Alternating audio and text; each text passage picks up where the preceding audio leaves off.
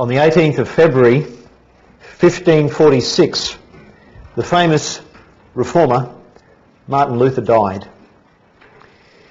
After his death, several pieces of his final writings were found. There are a number of stories as to what they were and where they were found. One of those stories in relation to one of the last things that he wrote when it was found goes something like this. They were preparing Luther's body for burial, and naturally they removed his coat. And as they removed his coat, they found pinned on the inside of the lining of his jacket a message. Often in those days when they wrote things, they wrote in Latin. But this he wrote in German. And in German words on this piece of paper pinned apparently to the inside of his coat were these words: "We are beggars. This is true." We are beggars. This is true. You think about Luther. He'd walked the Christian road many years. He was a seasoned saint who experienced many trials and many triumphs in his service for Christ. And yet, this simple truth remained near his heart right up until his death. We are beggars. This is true. What was true for Martin Luther is also true for us today. All of us. It matters not who we are. At best, we are beggars. And I wonder how many of us truly see ourselves in that light. As we said last week, much of the contemporary church today is caught up in self-promotion, seeking the limelight and pursuing the applause of men. There certainly appears to be an abundance of self-confidence in ministry. And this Martin Luther perspective that we are just beggars seems so far removed from where the church is today. Well, I trust with the Lord's help we'll see afresh this morning from his word that we are beggars. And it is true. This last paragraph in Mark 10 contains the relatively well-known story of blind Bartimaeus. This miracle, as recorded here by Mark, I would suggest provides an illustration of the things that Mark has been highlighting throughout his chapter. It's the last physical miracle that Mark will record in his gospel account. We might ask, well, why would he put this miracle right here? As he's been doing all this teaching, why has he put this miracle here? Well, have not we seen how blind the 12 disciples were in their understanding? Haven't we seen that theme in this very chapter? Blind in their understanding of marriage, divorce, that issue of marriage. Blind in terms of their attitude towards children. Blind in terms of the place of the rich in God's kingdom. How blind they were in terms of just the very nature of God's kingdom. How blind they were when it comes to the mission of the Messiah. Here they were, as we saw last week in the previous paragraph, they're thinking about greatness and an earthly kingdom. But Jesus had come to serve and to give his life as a ransom for many. And yet these very men that just seem so blind at this point, these same men, bar Judas of course, but these same men, when we turn over a few books in our Bible to the book of Acts, are like new men. Men who had, by the grace of God, a Bartimaeus-like experience of receiving sight. So I say to you just by way of introduction before we come to the text itself that it seems to me this paragraph is a fitting way to finish this section of Mark before he moves on to the last week of Jesus' life. It's an illustration of all that he's been communicating to us here in this chapter. And yet as we come now and look more directly at these verses from verses 46 to 52, I want us to consider this morning this passage under three major headings, and they will be these. Firstly, the truthful condition. Secondly, the continual petition. And then thirdly, we'll come to the merciful provision. Firstly, the truthful condition. Look with me in your scriptures. Here we are told by Mark in verse 46, and he describes this scene for us, and the first thing he does is place it in its geographic setting. Remember, as we've already seen, Jesus is on his way to Jerusalem. The group, Jesus and those who are travelling with him, are heading south, and they come to Jericho. They're some 15, 20 miles, whatever, away from Jerusalem, and as they travel, here they are. There's more than just Jesus and the disciples, though. Look at verse 46. It says, "Now they came to Jericho. As he went out of Jericho with his disciples and a great multitude." The Jewish Passover feast is probably just over a week away. So there are many people who are in and around this town in these days, as Jericho is close to the capital city, Jerusalem. And as this large multitude travels along, Mark tells us about a singular man who, if you like, comes centre stage to this whole scene. There he is, sitting on the side of the road. He says, "And a great multitude, blind Bartimaeus, the son of Timaeus, sat by the road begging." He's no one special. Actually, he's probably one of many who you'd see if you travelled through Palestine in those days. But as we'll see this morning, this insignificant no one is one that Jesus delights to call to himself. This social outcast who receives so little attention from the world will receive the abundant grace of God. His name, we all know it, Bartimaeus. That is Bar, or son of Timaeus. And there are two ways that Mark describes Bartimaeus, the son of Timaeus. He says, doesn't he, in the first place, in the very first description of this singular person, he calls him blind Bartimaeus. Now, no details are given to us about those things that related to his blindness. How long had he been blind? Had he been blind since birth? Had he lost his sight in an accident? Had disease ruined his sight? Well, we just simply don't know. But blind he was. That's his truthful condition.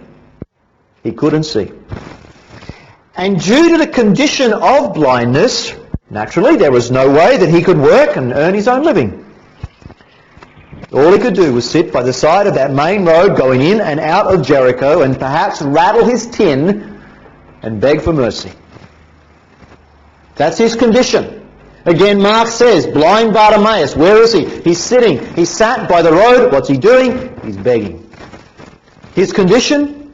He's in deep poverty. His position in that society? He's a beggar. This was his life. Constantly begging. This man couldn't go down like you and I might go down if we were in his physical state. He couldn't go down to the local Centrelink office and apply for a disability pension. They didn't exist in those days. There was no social security. Bartimaeus was desperately poor. In Mark's language, he sat by the road begging. Now that road, the road between Jericho and Jerusalem, was actually a very good place to sit. For there, on that road, people would walk. Even perhaps priests who would regularly walk between Jericho and Jerusalem. Naturally, they'd work up in Jerusalem, and many of them lived in Jericho. We have that same scene with the parable of the Good Samaritan. And it's that same truth that many of the priests, many of the religious men, many of the workers in the temple lived in Jericho. So to sit outside Jericho's gates, between Jericho and Jerusalem, was a smart place to be as a beggar. There surely he would hope, in the midst of his thick blackness and darkness, that People would have pity upon his miserable condition. Maybe, just maybe, they might throw a denarii into his tin as they walk past on their way to the temple. There Bartimaeus nevertheless would sit in his darkness, and all he could do was rattle his tin day after day, week after week, month after month. Perhaps as he rattled his tin, he'd call out some simple words: help the blind, have mercy, give to the poor. All the time maybe rattling his tin, trying to draw attention to his desperate plight. Some might help, others wouldn't bother. And all he could do was sit and beg for mercy. The truthful condition. Dear friends, that simple description that Mark gives to us there in verse 46 of Bartimaeus, his truthful condition is a description of each of us spiritually. All of us, no exception. All of us are born into this world spiritually blind. Just as Bartimaeus could not tell the difference between the colour black and white. In our spiritual blindness, we can't tell how black our sin is. We can't tell how pure or how white in holiness God is. The unrenewed mind is so blind, it cannot perceive all the attractiveness and the exquisite beauty of Christ. We're unable to see how patient and how good God has been to us all our lives. We're blind to what Christ did for sinners on the cross, blind to how desperate is our need to get right with God. Friends, until God opens our eyes, we will remain in darkness of our blinded minds, blind, like Bartimaeus. And yet this second description of Bartimaeus is also true of each of us as well. We are beggars. This is true. We are spiritually bankrupt. We have nothing that gives us credit before God. We are in utter spiritual poverty. We are nothing. We have nothing, and we can do nothing to commend us to God. We are utterly destitute in our natural condition. Perhaps the best that Bartimaeus might have been able to put into his own tin to rattle around was a stone that he picked up on the road next to him that he could find. And it was worth nothing. What he could contribute to his situation was nothing. The very best that we can present to God is worth nothing. All our righteousnesses are as filthy rags. Whatever Bartimaeus had, it had to have come from someone else. He stood in need of all things. And friends, that's each of us. We have nothing in ourselves. Even as Christians, we are beggars. This is true. You remember the Apostle Paul, the great apostle in Romans chapter 7? He says, "For I know in me," Paul's writing, "I know in me, that is in my flesh, nothing good dwells." So not even as a Christian, not even as an apostle, nothing good dwells. We stand, all of us stand, in need of all things. We are beggars. This is true. And yet, coming back to this story here in this passage, on this particular day, maybe it seemed like just another ordinary day in Jericho. Another day for Bartimaeus to assume his little posse out there on the road somewhere near the entrance to the city. But it wasn't any other day, was it? We could almost picture him. Try and imagine, there he is sitting, going through the routine of what he has done every other day as he sat out there by that gate, out there on that road somewhere, and yet he can hear a noise. Remember, he's blind. His hearing would have been very keen.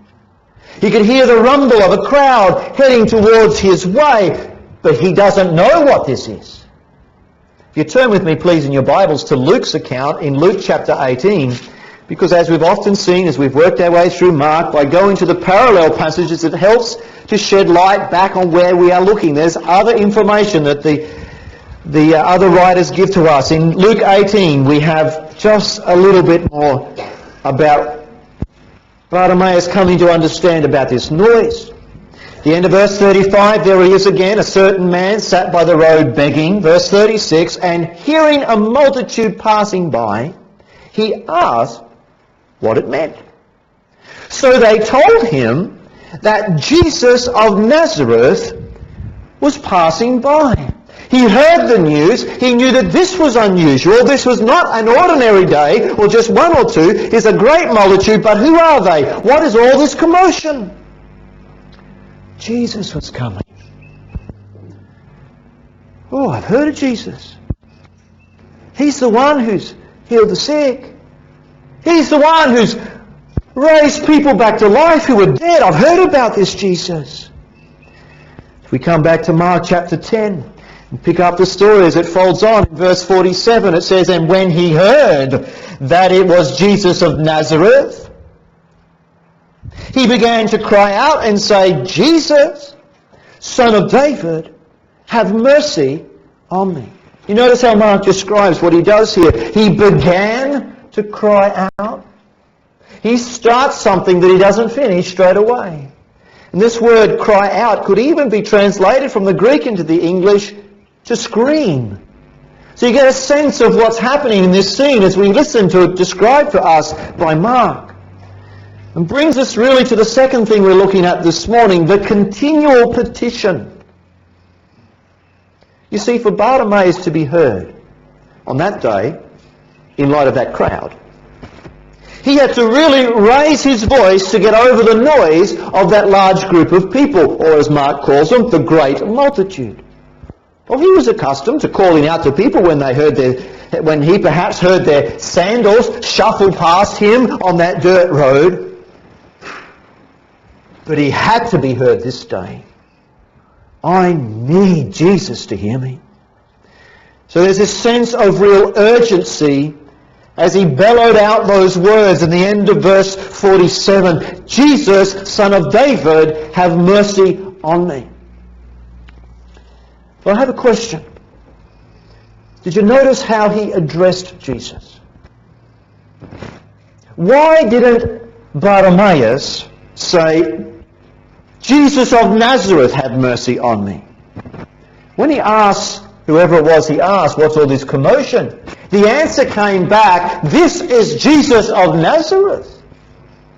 So why, when he there sits and he calls out, or he yells out to this Jesus, why does he say Jesus, Son of David? Why not Jesus of Nazareth? Well, I think the answer is that the term Son of David is a messianic title from the Old Testament. In other words, this shows us that Bartimaeus understood his Old Testament in the first place, but Bartimaeus understood, more importantly, that Jesus of Nazareth was Messiah. So not only did Bartimaeus recognize his true condition, one in deplorable need, one of misery, unworthiness and helplessness, but here we see that he understood that Messiah was there. But it's more than that, isn't it? Son of David, he says, have mercy on me. He's understanding that Messiah was merciful. There's much in here. In other words, he's pleading and he's begging with Jesus, and it's based upon his understanding of Messiah's character. Messiah, Jesus, is merciful. Therefore I beg for his mercy. He is powerful, and he can help me out of my great need. He knew Isaiah 35, that Isaiah 35 declared that Messiah shall open the eyes of the blind and unstop the ears of the deaf. And that one was in his very presence. Now we need to understand that Bartimaeus didn't demand. Bartimaeus pleaded. He cried out, yes. He yelled out, yes. But it was in desperation. And yet I would suggest to you that it's with a sense of confidence that he was crying out, knowing who Messiah was, knowing what Messiah had promised to do, and knowing what Messiah was capable of doing for him. And yet, as the story unfolds, as soon as he began to cry out in this way, immediately opposition came. The evil one's there. Opposition came. The heart of man rises up, that sinful heart. Verse 48. He's crying out for mercy from Messiah. Then many warned him to be quiet. That is, they rebuked him. And the Greek language here carries the idea that they kept rebuking him repeatedly. It wasn't just be quiet and that's all they said. They kept over and over and over rebuking this man, intimidating this man. Hold your tongue, blind man. Be quiet, beggar. We can't hear Jesus. Stop interrupting the master. But Bartimaeus could not be silenced. As we know, verse 48 goes on, many warned him to be quiet, but he cried out all the more, Son of David, have mercy on me. Oh, friends, picture Bartimaeus here. He filled his lungs with more oxygen than he did before, and he let rip. Or if he yelled before, what did he do now? And the tense of the word here, as Mark describes, Bartimaeus' response to the intimidation of these people was, he continually cried out, Son of David, have mercy on me, Son of David, have mercy on me. He would not be silenced by the cries of others around him. His voice was over their voice. He had to be heard from Jesus. You see, whatever pressure these people tried to bring to bear on him, it made no difference, because he was earnest. Jesus must hear him. This was this man's only hope. Furthermore, this was this man's last opportunity. You see, Jesus would never pass that way again. Understand the urgency. He could not be shut up. The continual petition, Oh Lord, be merciful to me, a needy beggar. And those of you who are here this morning, young person, child, adult, you're still in your sins. You're still blind.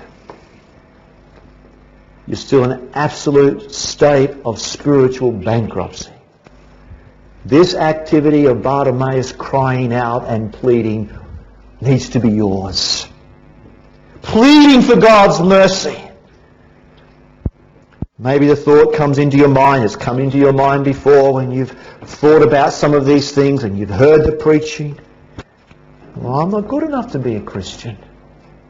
I just don't think I can make it. Satan comes and he whispers in your ear, I mean, your brother could be a Christian. Your mother could be a Christian. You can never be a Christian. Give up on it. Forget about it. Maybe you think of your friends at school, your friends at work. They'll make fun of you. They'll say, be quiet. Forget about Jesus. Well, we would urge you, continue to plead for God for mercy to you, a sinner. You say, well, I've called that. I prayed that prayer. Like you told us the other day, I prayed that prayer and it feels like nothing happened. Continue to seek God and call out to Him, and don't stop seeking Him till you have found Him. Jeremiah says, doesn't he, in Jeremiah 29, you will seek me and find me when you search for me with all your heart. That's an earnestness. It's like, oh, well, I tried to become a Christian, didn't happen, and I'll move on. There's an earnestness, there's a seeking after the Lord. And we would urge you to plead with God today. You know, Jesus may never come past this way again. You don't know that you will be back here next Lord's Day. I don't know that I'll be back here. This may not even be here. Jesus may never come past you again. And what was a real sense of urgency for Bartimaeus is a real sense of urgency for you today. His case was urgent and desperate. And even as a little boy and a little girl, so is yours.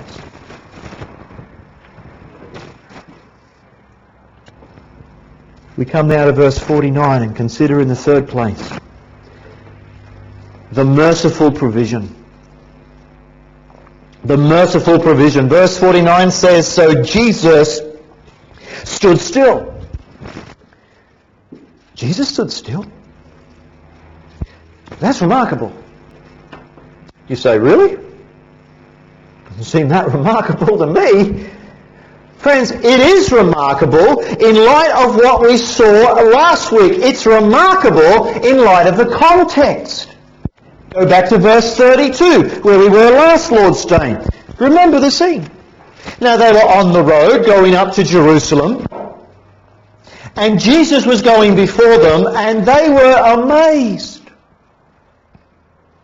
And as they followed, they were afraid. Those disciples felt intimidated. There was fear rising in their hearts as they looked on and saw Jesus' intensity, if you like, his resolute determination to get to Jerusalem. Remember the scene. He's out there, he's out in front of them, he's striding towards Jerusalem. There was something about his countenance, his eyes, his steps that caused fear to rise in their hearts. They were amazed at what was happening. That's the context. And now, according to verse 49, Jesus stands still. What would cause him to stand still at this particular point in time? Well, he doesn't stop for the mayor of Jericho. He doesn't stop for some great religious person like the great high priest, the Jewish high priest. It's not for the wealthy.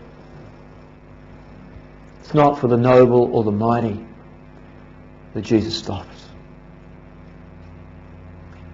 The pleading cries of a beggar caused Jesus to stand still. Isn't that amazing? Isn't that striking? And what does Jesus do in verse 49? Not only does it say he stood still, but then it says, and he commanded him to be called. He commanded him to be called. Here is God's effectual call. Jesus says in John 6:44, no one can come to me unless the Father who sent me draws him. And here is God, through the work of his Son, drawing on this day Bartimaeus to himself. He commanded him to be called. Oh, how we see how this story is a marvellous illustration of what Mark has been laying out before us in Mark 10, and we've emphasized it a number of times. You see your calling, brethren. Not many wise according to the flesh. Not many mighty. Not many noble are called. But God has chosen the foolish things of the world to put to shame the wise. And God has chosen the weak things of the world to put to shame the things which are mighty. The base things and the despised things God has chosen, and the things which are not, to bring to naught the things that are. And have we not seen throughout our studies in Mark 10, God calls children, those despised ones? He doesn't call many rich ones. He doesn't call many great ones of the earth, many prominent ones. What's he doing here? He calls a beggar. What an encouraging scene this ought to be for us. Are you a beggar before God? God calls beggars to come to him. And when beggars plead for the mercy of God, that even causes the sovereign God to stop in the midst of his great works. It's beyond comprehension.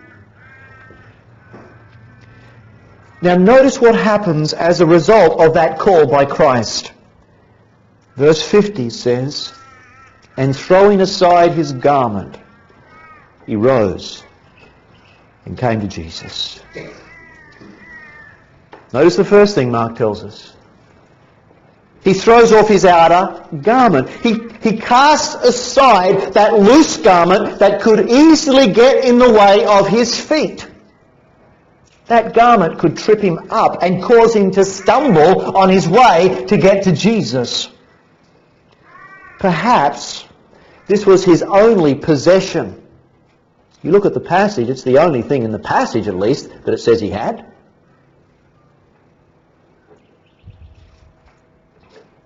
But any hindrance, no matter how precious it was, must be thrown aside. And that's exactly what he does. You see again how this is a vivid illustration of one of the central truths of Mark chapter 10? This man left all to come to Jesus and to follow him. Then Jesus asks him a question. It's a fascinating question, and we don't have time to look at it, but it's the same question that he asked back in verse 36 to the proud disciples. It's an interesting study to do at some other time, but look at his question in verse 51. "What do you want me to do for you?" Now, let's not get caught up with that. Why did Jesus ask that? Did Jesus not know? Of course Jesus knew. What's Jesus doing? It's like what he did in the garden. Where are you, Adam? He knew where Adam was. He's drawing out the heart of man toward him. "What do you want me to do for you?" And the blind man said to him, "Rabboni, oh you great one," not just Rabbi, but "you great Lord, that I may receive my sight." And we see then, don't we, in verse 56, this merciful provision. "Go your way. Your faith has made you well." And immediately he received his sight and followed Jesus on the road. What a wonderful sight. I passed over the end of verse 50. I want us to go back and see, not only did he throw off, but notice his actions. What God was doing in the heart of this man. He jumped up, he rose up, he sprung up, that could be. Here is this man on a mission. Nothing would stop him. His precious possessions wouldn't stop him. The intimidation of the people around him wouldn't stop him. It's a clear picture, isn't it, of what all sinners must do in coming to Christ. It's what some of you need to do. Throw off everything that would hinder you getting to Jesus. Remove all that hinders, lest it trip you up and cause you to stumble. Remember, for Bartimaeus, tomorrow will be too late. Seek the Lord while he may be found. Call upon him while he is near. And he goes to Jesus, and Jesus asks him this question. He gives an answer to that man, and then Jesus says, "Go your way." Go your way. Immediately, he receives his sight. But then what does he do according to the end of verse 52? With that sight, remember that he hasn't had, he's just got it. What's the first thing he does? What's the thing that Mark tells us that he goes to do? Bit of sightseeing around Jericho. Now Jericho was a picturesque place. Had its palm trees, it had its rose gardens. Herod had done, apparently, a lot of improvements in Jericho over recent years. He had made his winter residence there fit for the king. It was a place where there were big mansions, where many of the tax collectors lived. Go your way, Jesus says. Which way? Well, Mark tells us which way he went. What was the way he was going to go? He followed Jesus on the way. Where's Jesus going? Remember? Remember the context? Jesus is going to Jerusalem. Death lay ahead there. Yes. Whoever desires to come after me, let him deny himself, take up his cross, and follow me. Friends, what a merciful provision. How tremendously astounding is this provision for this man. In language of Wesley, 'tis mercy all, immense and free. One moment this man's totally blind. Next, unimpaired vision. But not just physical sight restored. I would suggest to you his sins were forgiven. For there's something more that's happening out there on that road than just physical. This outcast, this insignificant no one, what does he become in Mark's language? He becomes a follower of the Lord Jesus Christ. Jesus' words to him literally in verse 52 are, your faith has made you whole. It has made you well. Your faith has saved you. It could be read.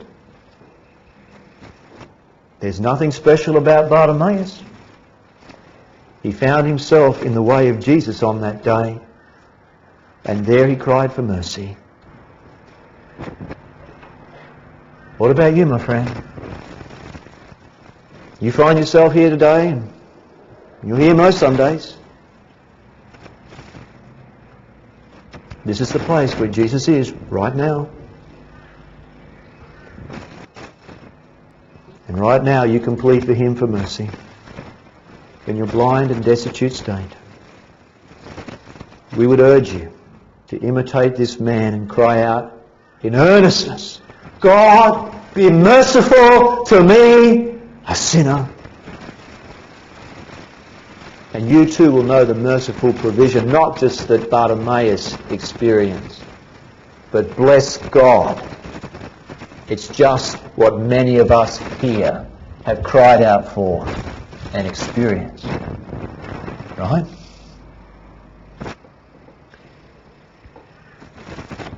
But friends, as we close this morning, I want us to see how this passage can apply to God's people today.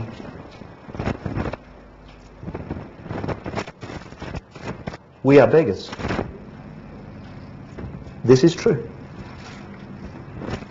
You see, even as Christians, we must ever have this frame of heart of being beggars before God. And let me clarify. Yes, it's true that when as sinners we begged for mercy in salvation, and yes, God came and God made us spiritually rich. Yes, that's true. I'm not denying that. Once we were in a desperate state in spiritual poverty, but now we have been clothed in the wonderful, extravagant robe of Christ's righteousness. And I'm not wanting us to diminish that wonderful truth. But that's not the truth that we're underscoring this morning. What's our attitude of heart as God's people? Do we see ourselves as one of the great ones in the kingdom? Vying for recognition, as we said last week, big things, little things, how we say, drop names, what I've done, what I've accomplished. Or do we recognize, as we said last week, we're all called to be servants, mere slaves. That in this sense, we always remain beggars before the Almighty God, that there is no good thing within us. Still, friends, we have nothing in ourselves to commend us to God. And we stand in need of all things still.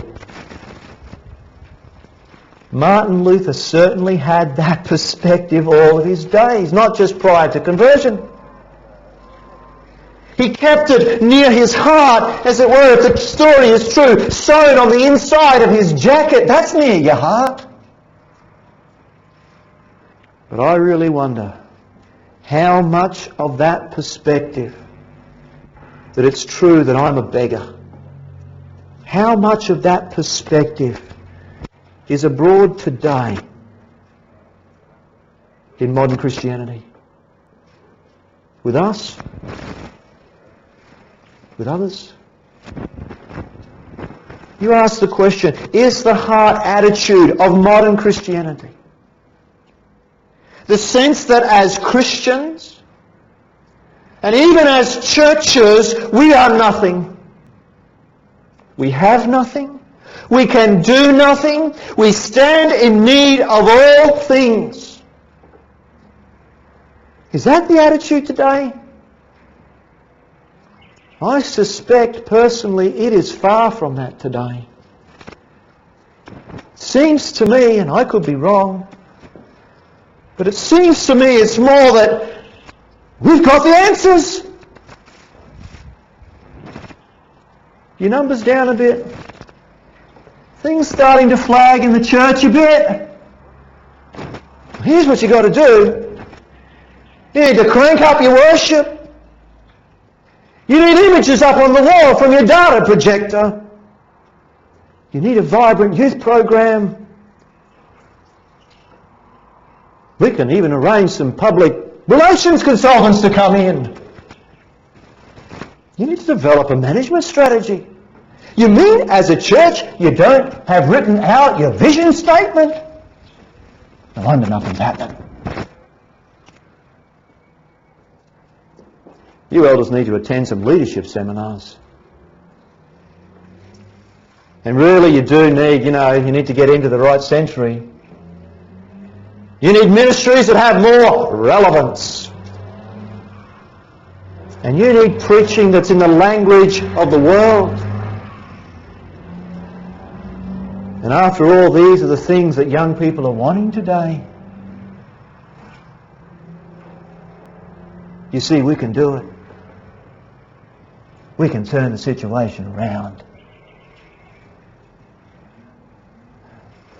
Brethren, let's not be deceived by what is happening about us, even in so-called conservative, and I say reformed circles.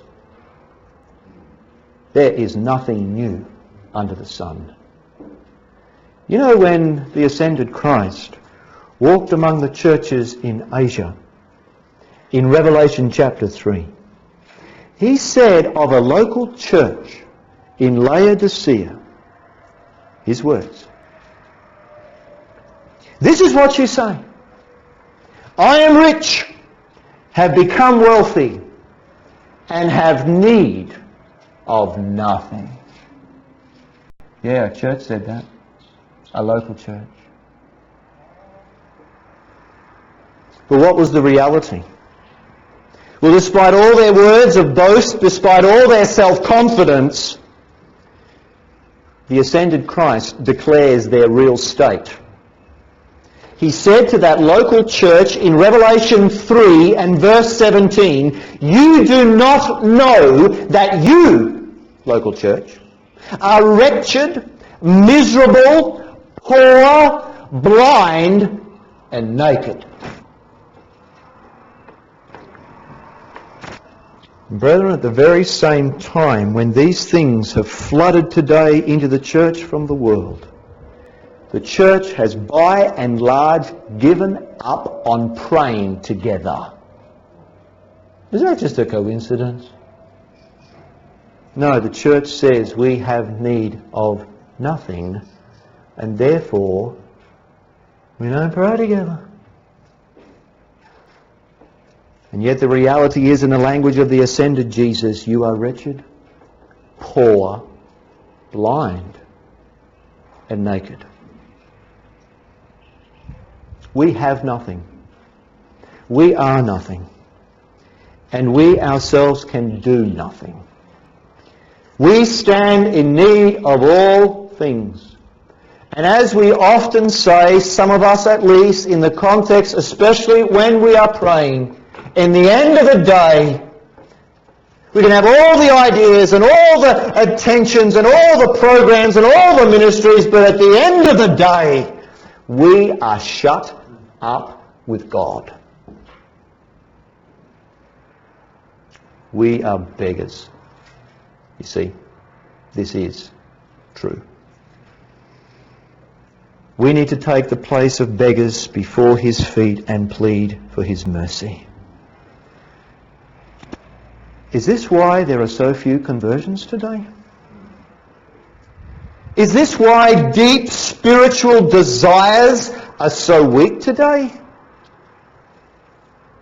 Well, we've got numbers, we've got passionate preachers and lots of people flocking to hear them, we've got music, we've got activity. But we've forgotten what we are. We're beggars. And it's true. Nothing in my hand I bring. Simply to the cross I cling. As parents, we need to beg to God to show mercy to our children, that they might be saved from their blindness and their poverty. We gather together as God's people in our seasons of corporate prayer every week. We need to look at ourselves as coming together as nothing more than a bunch of beggars. And yet, it's not us we're focusing on, is it? Like a bunch of Barabbases, we're pleading with God to be merciful to our land, to be merciful to his church. Yes, a church that just seems so bent on wanting to become more and more like the world, and then thinking that that's success. We need to plead with God that he would revive his church in our day, but revive his work firstly in our own hearts. Oh, how often is it not the case, friends, that our hearts, yes, for a season are inflamed and they are on fire for God, and yet then so quickly they die down into mediocrity. We're overrun with spiritual dryness and apathy and a lack of spiritual progress in the things of God. We sang before, I need thee every hour. And brethren, remember, it was the pleading beggar that caused Jesus to stand still in the way. And that was not insignificant, considering that way. No, we don't come demanding of God. I'm not saying that. Just like Bartimaeus, we plead with Christ on the basis of his character. In ourselves, we are mere beggars. But in God, in his matchless character, we have absolutely everything we need. He is sufficient. We know he's full of compassion. We know that he is merciful. So this is what we plead before him. On that basis. We know he has power. We know he has power to transform our hearts, to transform our family, to transform our church, to transform our nation. And like Bartimaeus, we can plead with a sense of confidence, knowing who Messiah is, what Messiah has promised to do, and what Messiah is capable of doing in our need today. And when people mock us and try and intimidate us and won't support us, try and stop us, we need to cry out all the more, Son of David, have mercy on us. Have mercy on this land, Son of David. But those ways don't work anymore in a modern culture, in a postmodern age. You need this new way. We block our ears with Bartimaeus and we cry out even louder, Son of David, have mercy. Oh, have pity upon us. It's your mercy we need, Lord, not the latest fad and flavour and fashion. Oh, may He grant His mercy, friends, to us today. It's not what we deserve. Mercy that the unconverted need. Mercy that we need every day. Mercy that our country truly needs. Mercy that the Christian church needs today. And it's mercy that we desperately need as a church.